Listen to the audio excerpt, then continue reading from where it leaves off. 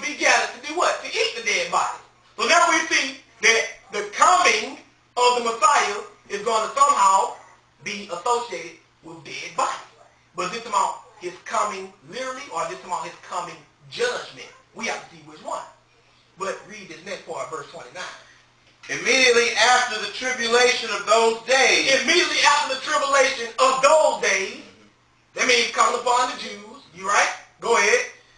Shall the sun be darkened, and the moon shall not give her light, and the stars shall fall from heaven, and the powers of the heavens shall be shaken. And then shall appear the sign of the Son of Man in heaven. Now stop right there. We're going to do verse 29 first. It says, immediately after the tribulation of those days shall the sun be darkened, and the moon shall not give her light, and the stars shall fall from heaven, and the powers of the heavens shall be shaken.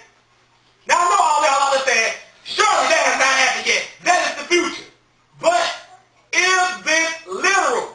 Or is this another example of Bible terminology? Let's see. Because we're going to show you throughout the Old Testament that this type of language was used to describe the judgment that God brought upon Israel. First, let's see exactly what it means. Let's go to Ecclesiastes, chapter 12 and verse 1. See, if you don't understand Bible terminology in the Old Testament, you read stuff like this, you're expecting to look up and see this happen for real.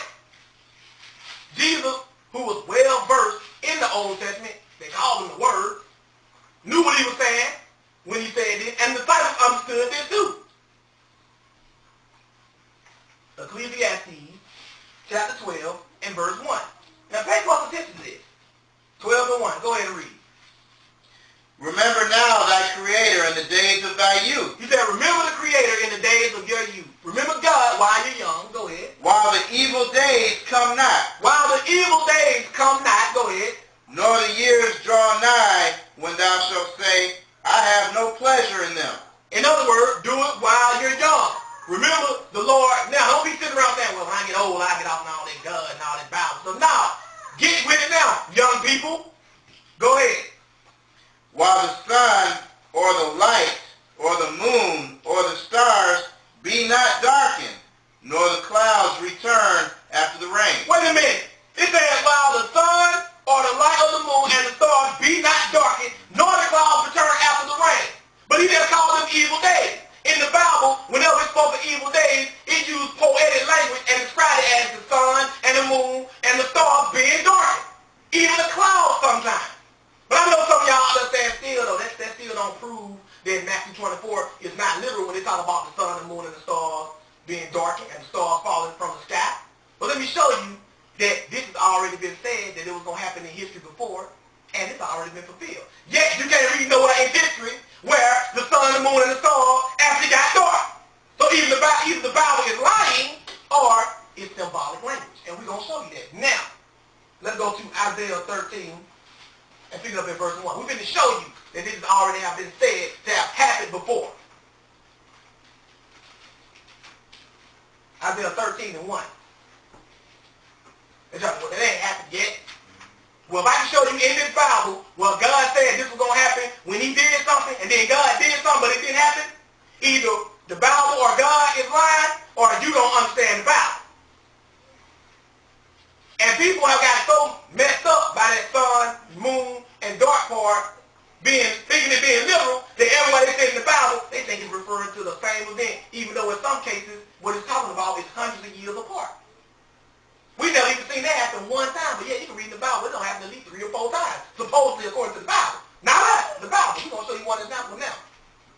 And another one after that. And another one after that. Isaiah 13 and 1. Go ahead and read. The burden of Babylon, which Isaiah the son of Amoz did see. Now, we're not ignorant. We know that in the Bible, sometimes it's talking about historical Babylon, and sometimes it's talking about spiritual Babylon. But according to Isaiah 13, we got to find out which one it's talking about right here. Go ahead and read. Lift ye up a banner upon the high mountain. Exalt the voice unto them. Shake the hand, that they may go into the gates of the nobles. I have commanded my sanctified ones. I have also called my mighty ones for mine anger, even them that rejoice in my highness. The noise of a multitude in the mountains, like as of a great people. A tumultuous noise of the kingdoms of nations gathered together.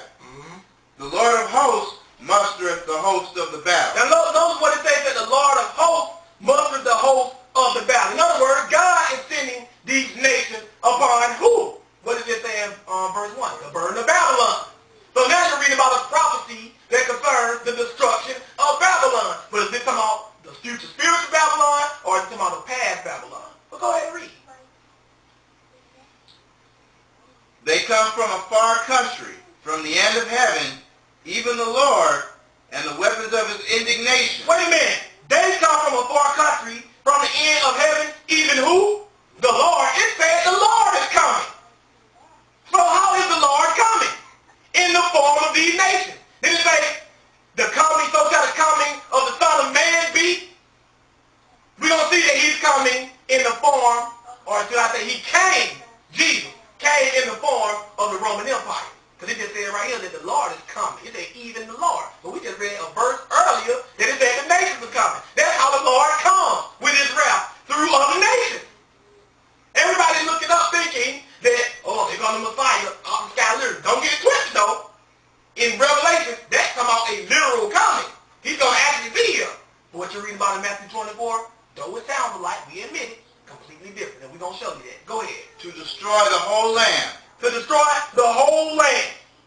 The noise of a multitude in the mountains like of a great people, as the multitude noise of the kingdoms of nations gathered together. The Lord of hosts mustered the host of the valley. The Lord is doing this. Keep this in mind. Go ahead and read the next verse. Verse 5 again? Verse 6. Go ahead. Verse 6. Howl ye, for the day of the Lord is at hand. It shall come as a destruction from the Almighty. Now this is actually a reference to another class we got coming. Because notice it calls this the day of the Lord.